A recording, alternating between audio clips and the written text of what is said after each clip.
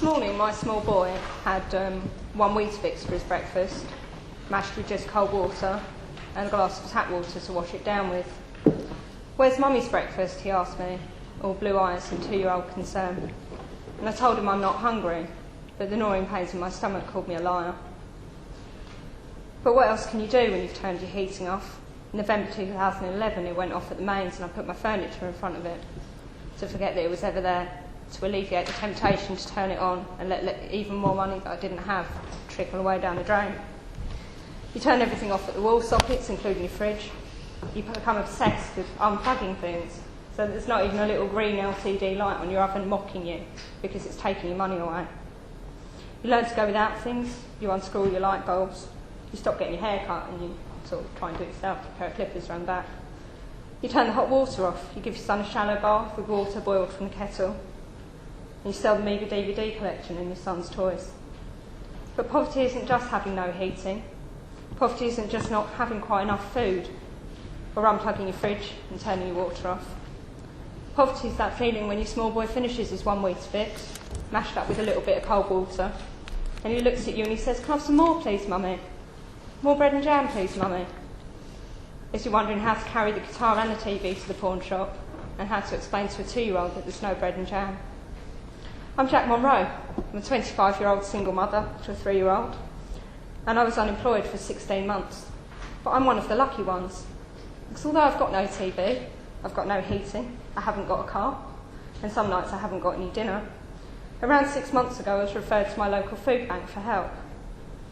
I was attending a group for single mums on a Wednesday, and I only went for the free lunch, but one of the ladies noticed that me and my son always had seconds and thirds. She asked me if I was okay, but I lied and told her I was fine. Because that's the trouble when you've got your collarbones jutting out of the 2 jumpers you wear to keep yourself warm, your cheekbones poking out, and your son's in absolute state. You tell everyone you're fine because you don't want him taken into care. Because you think if you admit to people that you miss meals, that it's the same thing 6 nights in a row with each portion gradually getting smaller and smaller as you try and eke it out until your next benefit cheque comes in. You lie to everyone and you tell them you're all okay. I was referred to my local food bank for help, and one Tuesday morning, about 6 months ago, I joined a queue about 60 deep of other mothers with pushchairs with small starving children outside a community centre, and I waited for over an hour for 5 tins of beans and a bag of nappies.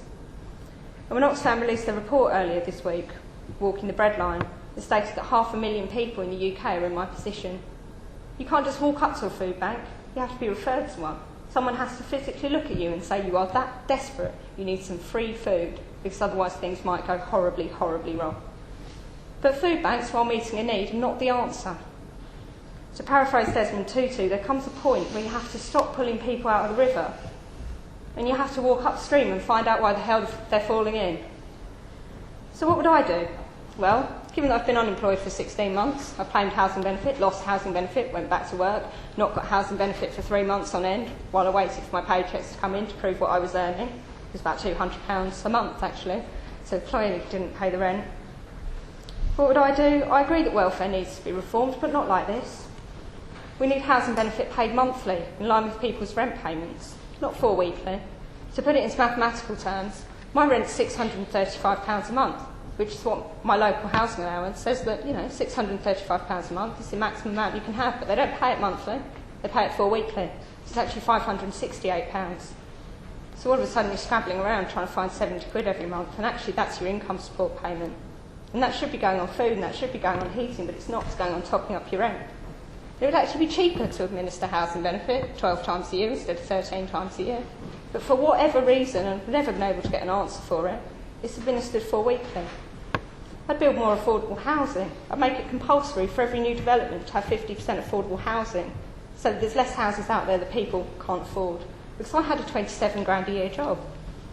I've not been brought up on benefits in a tracksuit watching Jeremy Kyle.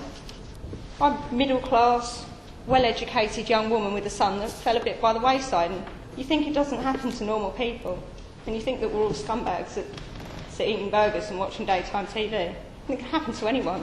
There isn't a job safe out here at the moment, and I could happen to anyone. So housing benefit to be paid monthly, and raise the minimum wage to a living wage. At the moment, by my calculations, people working full-time if you work over 28 hours a week, you're then out of the tax-free allowance and you're paying into the economy. If you raise it from $6.19 an hour to $7.25 an hour, that's people who work over 22 hours a week will be paying tax into the economy. They'll also be claiming less in benefits because they'll be earning more.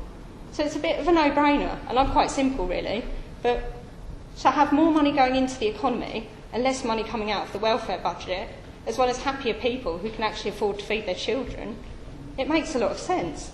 And I mean, I've taken the liberty of actually writing a 14-point plan of how to save the economy because I was unemployed for 16 months and a little bit bored. But I won't bore you with it.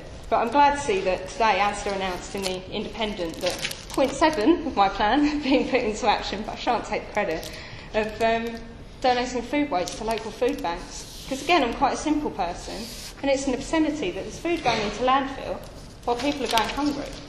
And again, I'd make it compulsory that food that's going to be thrown in the bin should be given a different use. Because me, going without dinner for 3-4 nights in a row, going to bed starving, I'd have eaten anything. And I think there's a lot of other people out there, and they queue up at community centres. There's 500,000 of them. And they all just need something a little bit more to eat. Because, as I said, we need to, while food banks are brilliant at what they're doing, they're meeting a very real, very humanitarian need, we shouldn't be relying on other people to pick up the pieces and to pull people out the river. We need to look at ourselves and see where we've gone wrong, walk up the stream and find out why they're falling in. Thanks for listening.